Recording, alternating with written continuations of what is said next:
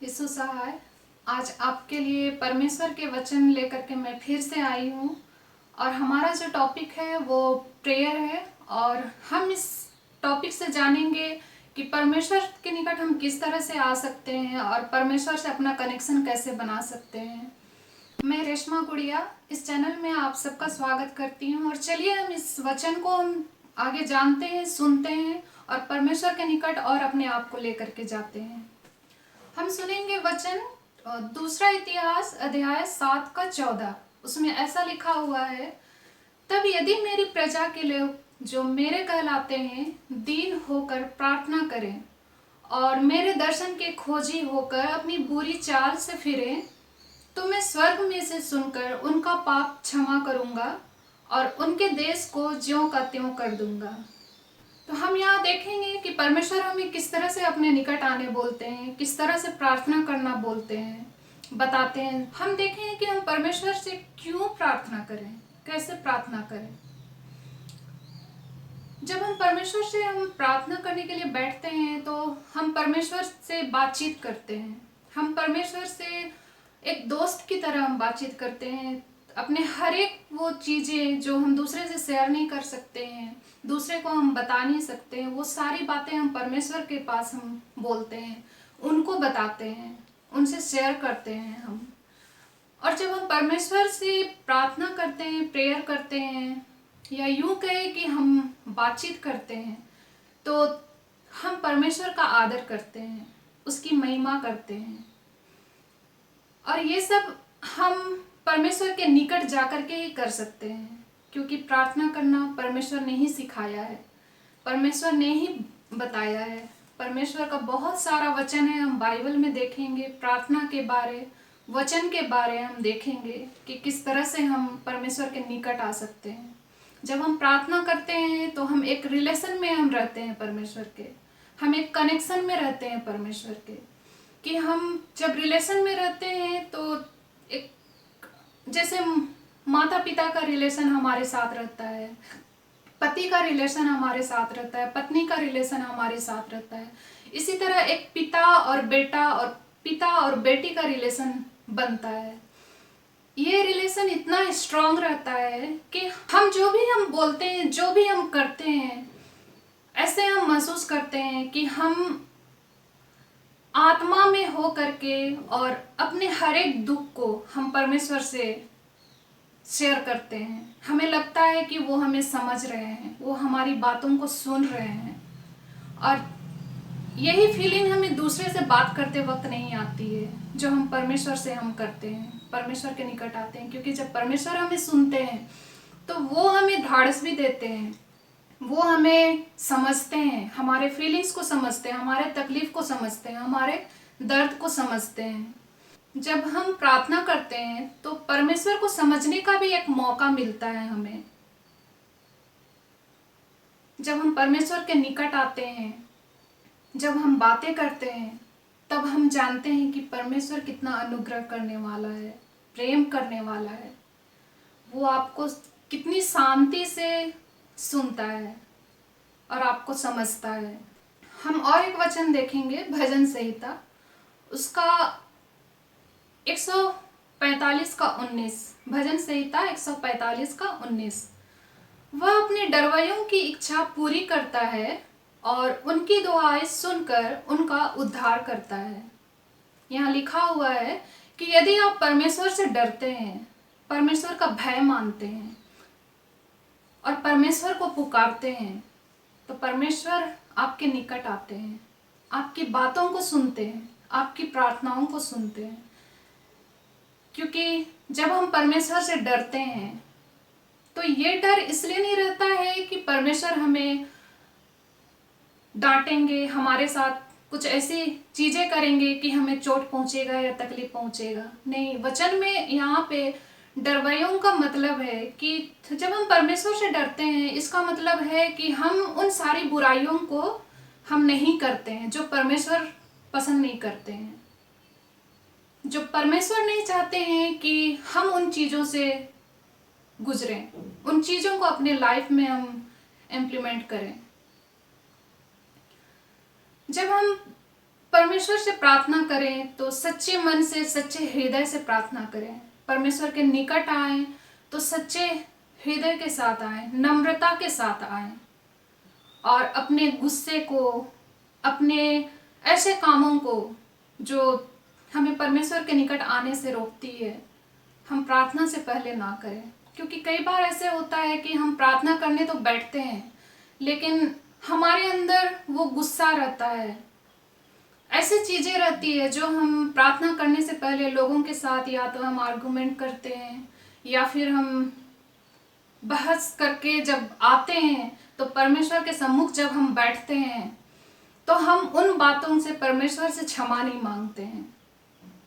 हम उस बात को एहसास नहीं करते हैं कि जब हम परमेश्वर के निकट आए तो दया, नम्रता और संयम, ये सब कुछ हमारे अंदर होनी चाहिए। क्योंकि अगर ये सब कुछ हमारे अंदर नहीं है और हम पाप करके प्रार्थना में बैठते हैं, परमेश्वर के विरुद्ध काम करके हम आते हैं और प्रार्थना में बैठते हैं और हम परमेश्वर से मांगते हैं, तो परमेश्वर ऐसी प्रार्थना को नहीं सुनते हैं। क्योंकि हमारा मन, हमारा सोच, हमारे काम परमेश्वर के निकट आने से हमें रोकती है। हम अपने आप को परमेश्वर से दूर कर देते हैं, लेकिन फिर भी हम प्रेयर में बैठते हैं। वो सिर्फ एक रटी रटाई चीज होती है जो हम सिर्फ बोलते हैं, परमेश्वर से कनेक्शन नहीं बनाते हैं। परमेश्वर के निकट आकर के हम परमेश्वर से बात जरूर करते हैं, लेकिन हम रिलेशन नहीं बना पाते हैं। यहाँ पे जो वचन हमने पढ़ा भजन संहिता 145 का 19 में, कि डरवैयों की इच्छा पूरी करते हैं। जब हम परमेश्वर से डरते नहीं हैं तो हमारी इच्छा कैसे पूरी होगी। और परमेश्वर बड़े बड़े कामों को करने नहीं बोले हैं, कि तुम ऐसे भारी काम आपको नहीं दिए हैं परमेश्वर कि आप उन चीजों को ना कर सके। आप कर सकते हैं, सिर्फ क्षमा करना है, लोगों के साथ आर्ग्यूमेंट नहीं करना है, लोगों पर गुस्सा नहीं करना है, लोगों के साथ लड़ाई करके आना नहीं है, और परमेश्वर के सामने बैठना नहीं है। इन सब से परमेश्वर घृणा करते हैं, नफरत करते हैं। इसलिए जब हम परमेश्वर के निकट आए तो नम्रता और दीनता के साथ आए, और हम जानते हैं कि अगर हम इस तरह से परमेश्वर के निकट आएंगे तो वो हमारी प्रार्थनाओं को जरूर सुनेंगे और उत्तर जरूर देंगे। हम और एक वचन देखेंगे, मत्ती अध्याय 6 उसका 7 से 8। मत्ती 6 उसका 7 से 8, उसमें लिखा हुआ है, प्रार्थना करते समय अन्य जातियों की नाई बकबक ना करो, क्योंकि वे समझते हैं कि उनके बहुत बोलने से उनकी सुनी जाएगी। सो तुम उनकी नाई ना बनो, क्योंकि तुम्हारा पिता तुम्हारे मांगने से पहले ही जानता है कि तुम्हारी क्या क्या आवश्यकता है। जब हम प्रार्थना करते हैं तो हम ज्यादा ना बोलें, हम एक ही बात को रिपीट ना करें, एक ही बात को हम बार बार ना बोलें, क्योंकि परमेश्वर आपके मांगने से पहले उन हर चीजों को जानता है जो आपके जीवन में कमी है, जो आपको चाहिए। हर एक आवश्यकता परमेश्वर पहले से जानते हैं। इसलिए एक बार आपने बोल दिया तो उसके आगे की बातों को रखिए, एक ही बात को बार बार ना बोलिए। ऐसा नहीं है कि आपके ज्यादा बोलने से परमेश्वर आपको ज्यादा देंगे, नहीं। जो आपको आवश्यकता है, जो जरूरत है, वही चीजें परमेश्वर आपको देंगे। जब भी हम मांगे तो बुद्धि के साथ मांगे। मतलब जब हम कुछ मांगते हैं, परमेश्वर के निकट रखते हैं, परमेश्वर से हम कुछ बोलते हैं, तो सोच समझ करके बोलें कि हम किन चीजों को हम मांग रहे हैं, किन चीजों को हम रख रहे हैं, कैसी बातें हम परमेश्वर को बोल रहे हैं। जो अननेसेसरी चीजें हैं, जो हमारे जीवन के लिए जरूरत नहीं है, उन चीजों को मांग करके कोई फायदा नहीं है। जैसे एक एग्जाम्पल हम देखेंगे कि हम किसी के घर जाते हैं तो हम उसके घर को हम देखते हैं कि वो कितना बड़ा है, उसके कार को हम देखते हैं कि वो कितनी महंगी है, और हम सोचते हैं कि काश मेरे पास ये सब कुछ होता। ये लालच है, और परमेश्वर लालच करने से मना करते हैं।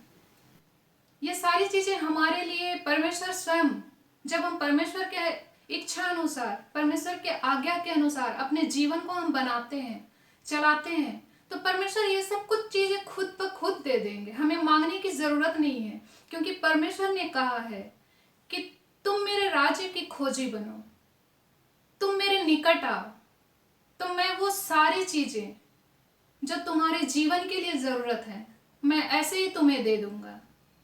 अगर आप परमेश्वर के निकट नम्र और दीनता के साथ आएंगे और उन्हीं चीजों को मांगेंगे जो परमेश्वर के अनुकूल है, उन्हीं चीजों को मांगेंगे जो सचमुच आपकी आत्मिक उन्नति को आगे बढ़ाएगा, ऐसी चीजों को मांगेंगे जो आपके लिए और दूसरे के लिए भलाई का कारण होगा, तो परमेश्वर आपकी प्रार्थना को जरूर सुनेंगे।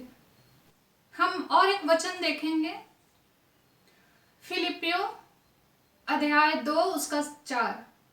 उसमें लिखा हुआ है, हर एक अपनी ही हित की नहीं वरन दूसरों के हित की भी चिंता करें।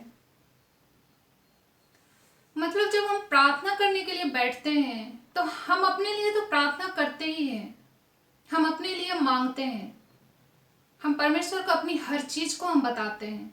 कभी कभी ऐसे होता है कि हम दूसरे को हम तकलीफ में देखते हैं, जैसे किसी के पास खाने के लिए नहीं है, कोई किसी परेशानी में है, कोई हमें बताता है इन सारी बातों को।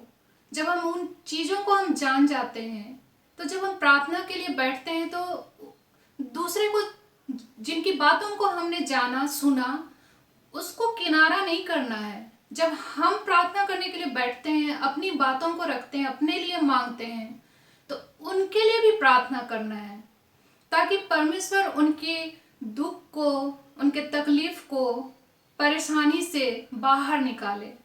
उनके लिए भी परमेश्वर अपना हाथ को बढ़ाए, उन्हें भी परमेश्वर आशीष दे। परमेश्वर ने कहा है कि एक दूसरे के लिए प्रार्थना करो, तो हम दूसरे को भी हम प्रार्थना में उठाएं, उनकी ज़रूरतों के लिए भी हम प्रार्थना करें, उनके तकलीफ़ों के लिए भी हम प्रार्थना करें, तो परमेश्वर जरूर से प्रार्थना का उत्तर देंगे, प्रार्थना को सुनेंगे। हम और एक वचन को देखेंगे, फिलिप्पी 4 उसका 6 में लिखा हुआ है, किसी भी बात की चिंता मत करो, परंतु हर एक बात में तुम्हारे निवेदन प्रार्थना और विनती के द्वारा धन्यवाद के साथ परमेश्वर के सम्मुख उपस्थित किए जाए। जब हम परमेश्वर से मांगते हैं, जब हम परमेश्वर के निकट रहते हैं, तो हमें विश्वास करना होगा कि हम जो कुछ हम परमेश्वर को बता रहे हैं, जो कुछ हम परमेश्वर से मांग रहे हैं, वो सब कुछ परमेश्वर हमें देंगे। क्योंकि परमेश्वर ने वादा किया है कि तुम मांगोगे तो मैं तुम्हें दूंगा। तुम मांगते नहीं इसलिए मैं नहीं देता। इसलिए हमारा काम क्या है? मांगना, और परमेश्वर का काम है देना। और निश्चित जानिए इस बात को कि परमेश्वर ने अगर वादा किया है कि मैं दूंगा, तो वो जरूर देंगे। और जब भी आप प्रार्थना करें तो प्रार्थना के अंत में यही बोले कि ये प्रार्थना मैं आपके प्रिय पुत्र यीशु ख्रिस्त के नाम से मांग रही हूँ या मांग रहा हूँ। क्योंकि परमेश्वर ने ये भी बात कहा है, जो कुछ मांगो मेरे पुत्र के नाम से मांगो और वह तुम्हारे लिए हो जाएगा। जब हम अपने जीवन में हम देखते हैं तो बहुत बार ऐसा होता है, ऐसे सिचुएशन में हम रहते हैं कि किसी चीज की जरूरत होती है और वो चीज हमारे लिए बहुत ही ज्यादा जरूरी होती है, और तब हमें वो चीजें नहीं मिलती है। कितनी भी कोशिश करने के बाद भी हमें वो चीजें नहीं मिलती है। जैसे किसी की तबीयत खराब हो सकती है, उसे पैसे की जरूरत है, किसी को स्कूल में एडमिशन की जरूरत है अपने बच्चों के लिए।